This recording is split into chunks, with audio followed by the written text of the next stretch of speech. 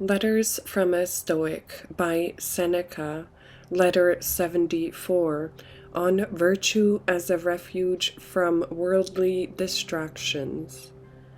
Your letter has given me pleasure, and has roused me from sluggishness. It has also prompted my memory, which has been for some time slack and nerveless.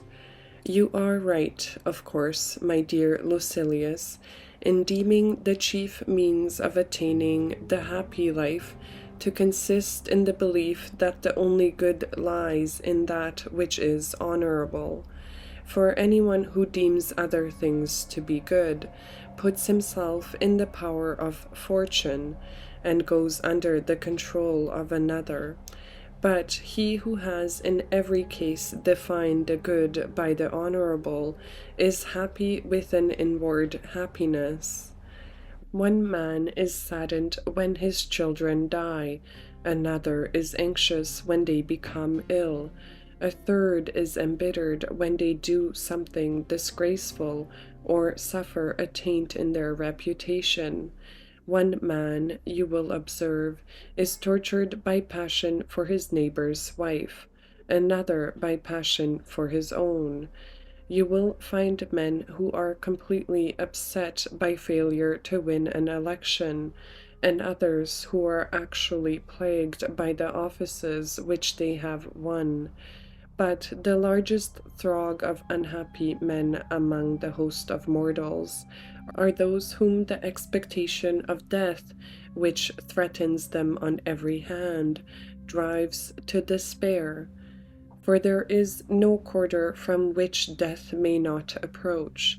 Hence, like soldiers scouting in the enemy's country, they must look about in all directions, and turn their heads at every sound. Unless the breast be rid of this fear, one lives with a palpitating heart. You will readily recall those who have been driven into exile and disposed of their property. You will also recall, and this is in the most serious kind of destitution, those who are poor in the midst of their riches. You will recall men who have suffered shipwreck, or those whose sufferings resemble shipwreck, for they were untroubled and at ease when the anger or perhaps the envy of the populace, a missile most deadly to those in high places, dismantled them like a storm which is wont to rise when one is most confident of continued calm, or like a sudden stroke of lightning, which even causes the region round about it to tremble. For just as anyone who stands near the bolt is stunned and resembles one who is struck, so in these sudden and violent mishaps, although but one person is overwhelmed by the disaster, the rest are overwhelmed by fear, and the possibility that they may suffer makes them as downcast as the actual sufferer. Every man is troubled in spirit by evils that come suddenly upon his neighbor, like birds who cower even at the weir of an empty sling. We are distracted by mere sounds as well as by blows. No man, therefore, can be happy if he yields himself up to such foolish fancies, for nothing brings happiness unless it also brings calm. It is a bad sort of existence that is spent in apprehension. Whoever has largely surrendered himself to the power of fortune has made for himself a huge web of disquietude, from which he cannot get free. If one would win a way to safety, there is but one road: to despise external, and to be content with that which is honorable. For those who regard anything as better than virtue, or believe that there is any good except virtue, are spreading their arms to gather in that which fortune tosses abroad, and are anxiously awaiting her favors. Picture now to yourself that fortune is holding a festival and is showering down honors, riches, and influence upon this mob of mortals. Some of these gifts have already been torn to pieces in the hands of those who try to snatch them.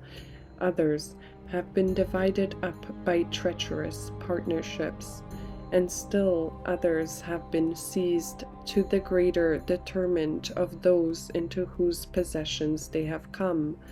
Certain of these favors have fallen to men while they were absent-minded. Others have been lost to their seekers because they were snatching too eagerly for them, and just because they are greedily seized upon, have been knocked from their hands.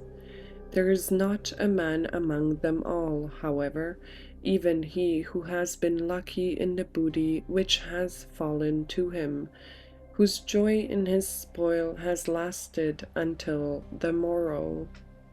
The most sensible man, therefore, as soon as he sees the dole being brought in, runs from the theatre, for he knows that one pays a high price for small favors. No one will grapple with him on the way out, or strike him as he departs. The quarreling takes place where the prizes are. Similarly, with the gifts which fortune tosses down to us, wretches that we are, we become excited, we are torn asunder, we wish that we had many hands, we look back now in this direction and now in that. All too slowly, as it seems, are the gifts thrown in our direction. They merely excite our cravings, since they can reach but few and are awaited by all. We are keen to intercept them as they fall down. We rejoice if we have laid hold of anything, and some have been mocked by the idle hope of laying hold. We have either paid a high price for worthless plunder, with some disadvantage to ourselves, or else have been defrauded and are left in the lurch. Let us therefore withdraw from a game like this, and give way to the greedy rabble.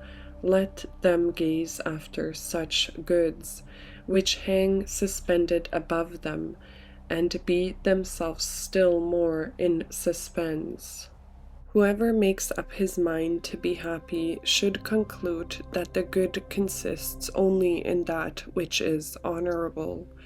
For if he regards anything else as good, he is, in the first place, passing an unfavorable judgment upon Providence, because of the fact that upright men often suffer misfortunes, and that the time which is allotted to us is but short and scanty, if you compare it with the eternity which is allotted to the universe.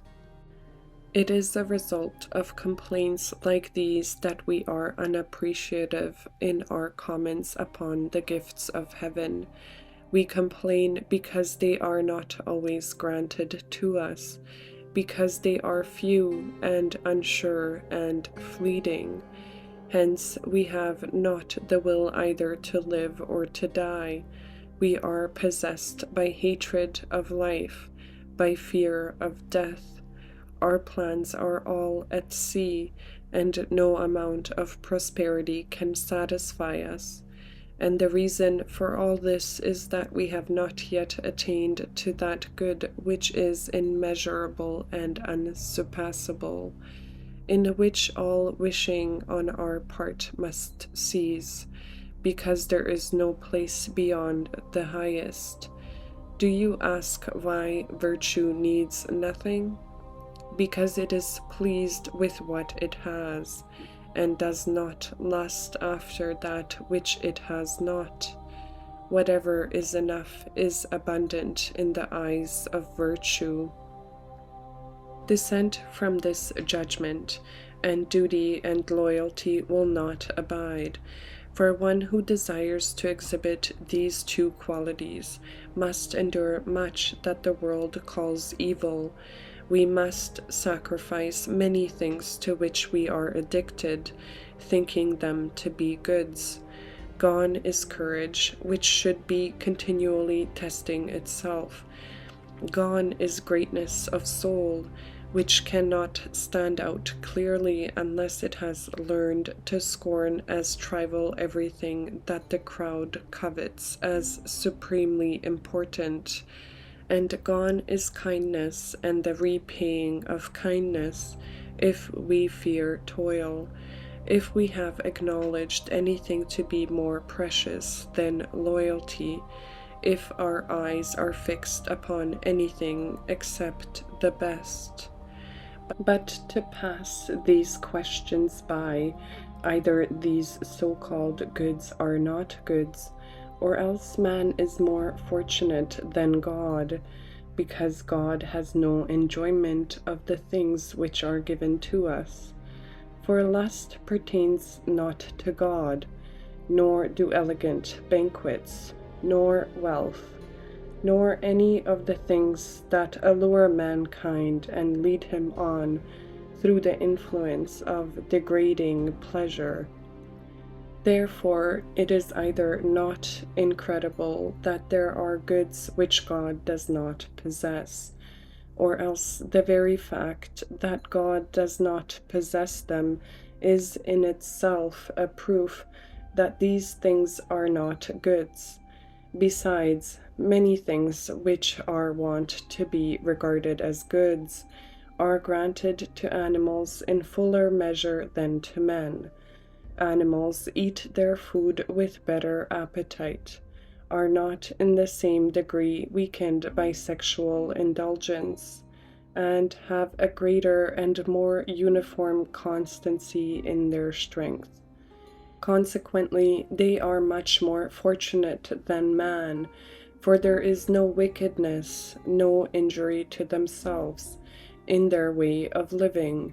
They enjoy their pleasures, and they take them more often and more easily, without any of the fear that results from shame or regret.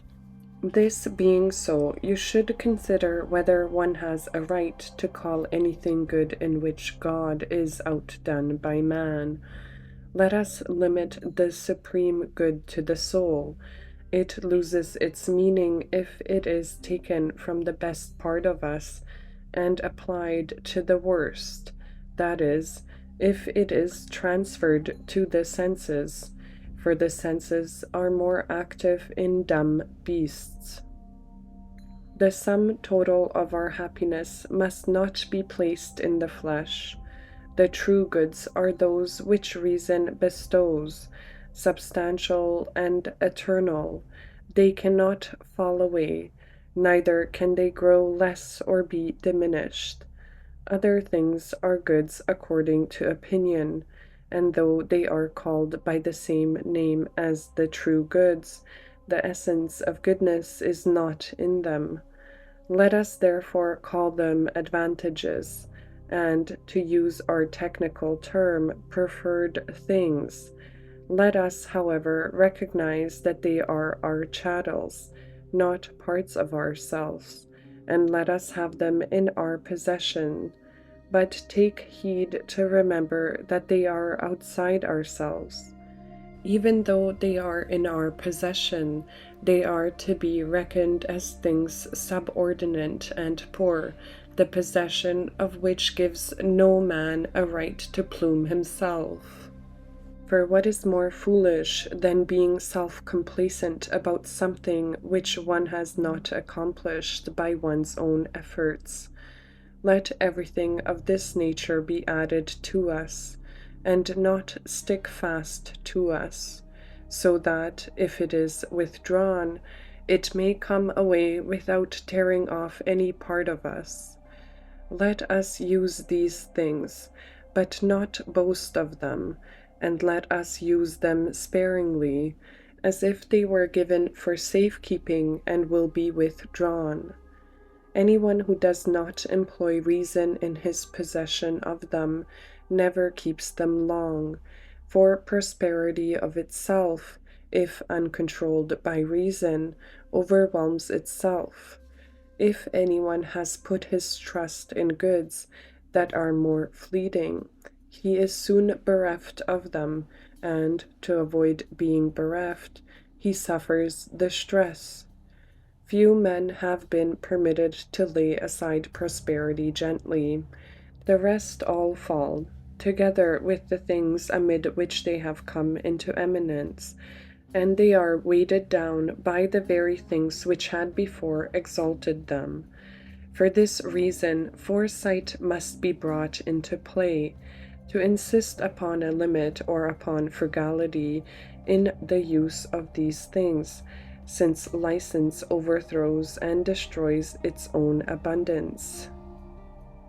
That which has no limits has never endured, unless reason, which sets limits, has held it in check. The fate of many cities will prove the truth of this. Their sway has ceased at the very prime because they were given to luxury, and excess has ruined all that has been won by virtue. We should fortify ourselves against such calamities, but no wall can be erected against fortune which she cannot take by storm. Let us strengthen our inner defenses. If the inner part be safe, man can be attacked, but never captured. Do you wish to know what this weapon of defense is?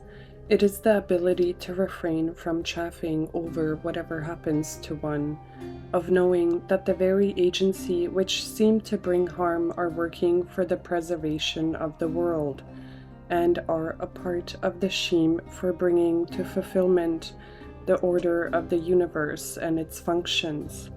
Let man be pleased with whatever has pleased God. Let him marvel at himself and his own resources for this very reason, that he cannot be overcome, that he has the very powers of evil subject to his control, and that he brings into subjection chance and pain and wrong by means of that strongest of powers, reason. Love reason. The love of reason will arm you against the greatest hardships.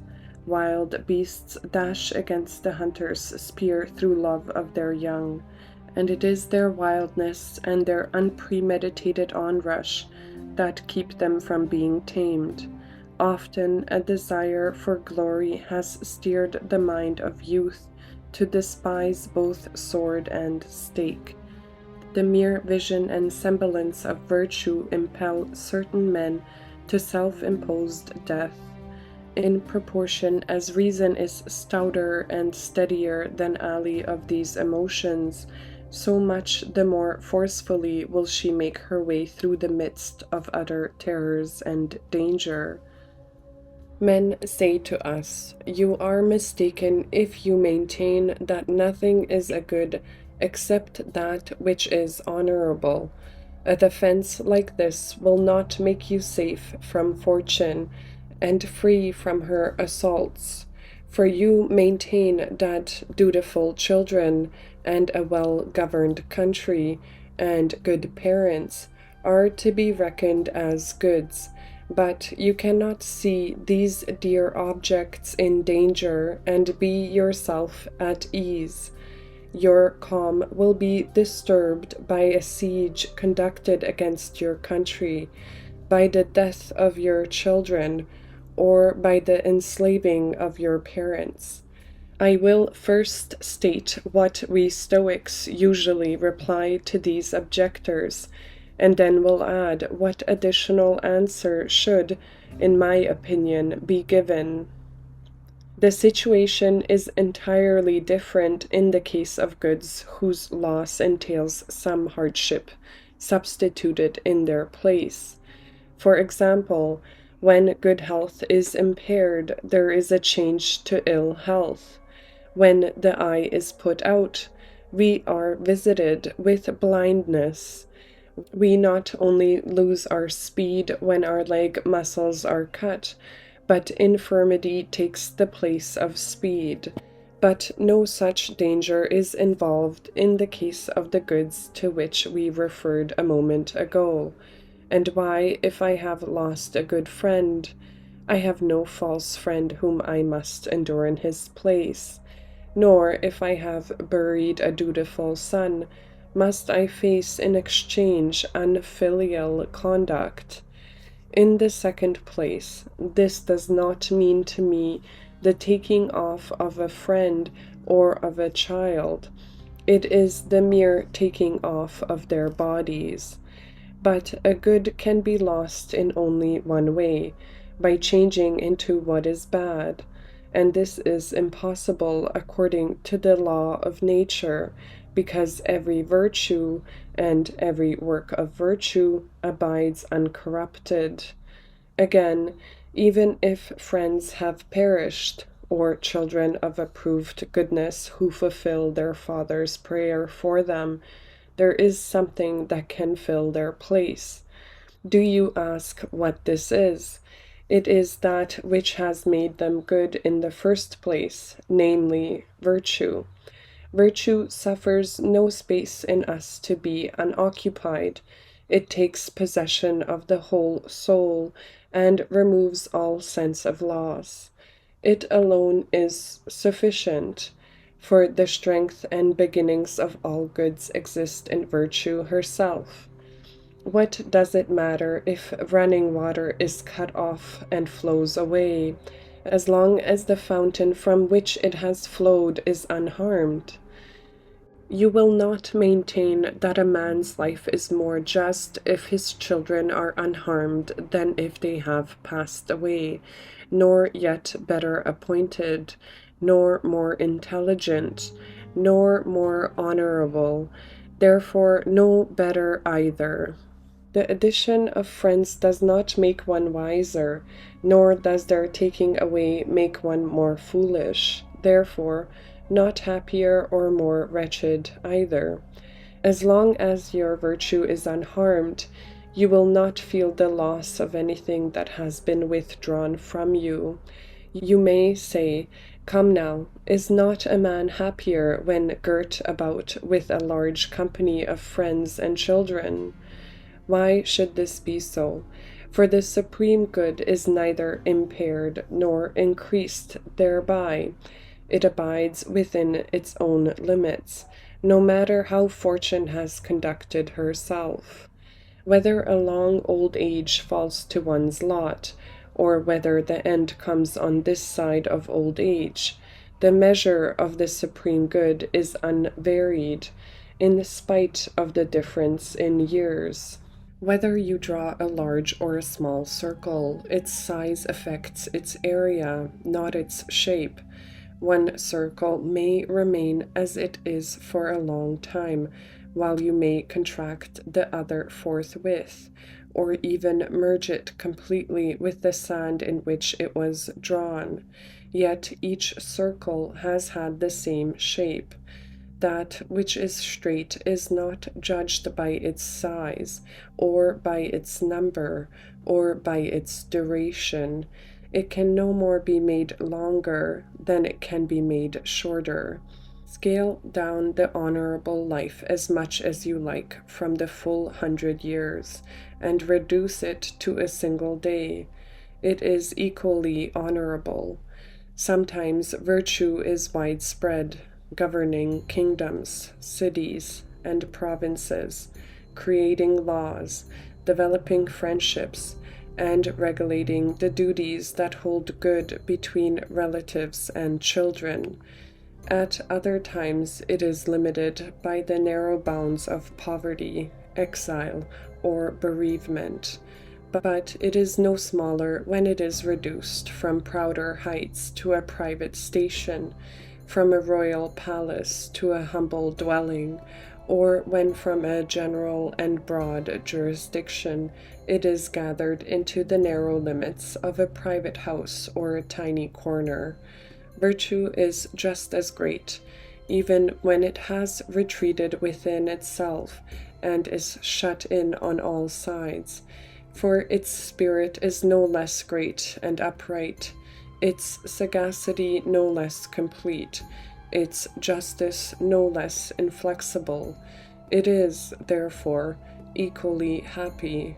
For happiness has its abode in one place only, namely, in the mind itself, and is noble, steadfast, and calm. And this state cannot be attained without a knowledge of things divine and human. The other answer which I promise to make to your objection follows from this reasoning. The wise man is not distressed by the loss of children or of friends, for he endures their death in the same spirit in which he awaits his own, and he fears the one as little as he grieves for the other. For the underlying principle of virtue is conformity. All the works of virtue are in harmony and agreement with virtue itself, but this harmony is lost in the soul, which ought to be uplifted, is cast down by grief or a sense of loss. It is ever a dishonor for a man to be troubled and fretted, to be numbed when there is any call for activity. For that which is honorable is free from care and untrammeled, is unafraid and stands girt for action. What, you ask, will the wise man experience no emotion like disturbance of spirit? Will not his features change color, his countenance be agitated, and his limbs grow cold? And there are other things which we do, not under the influence of the will, but unconsciously and as the result of a sort of natural impulse. I admit that this is true, but the sage will retain the firm belief that none of these things is evil, or important enough to make a healthy mind break down.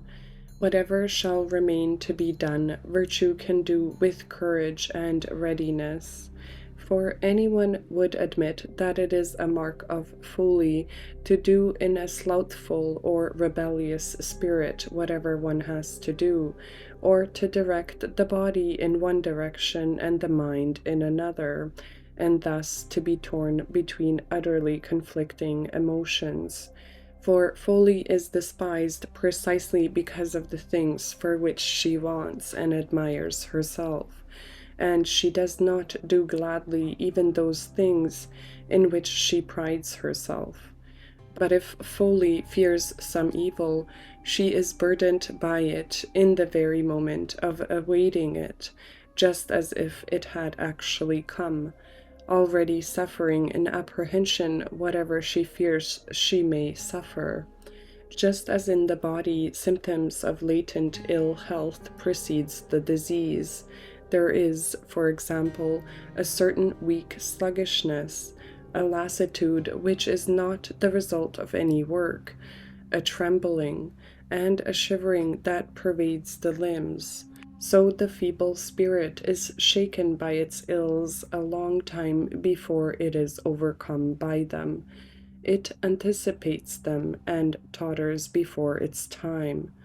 But what is greater madness than to be tortured by the future and not to save your strength for the actual suffering, but to invite and bring on wretchedness? If you cannot be rid of it, you ought at least to postpone it.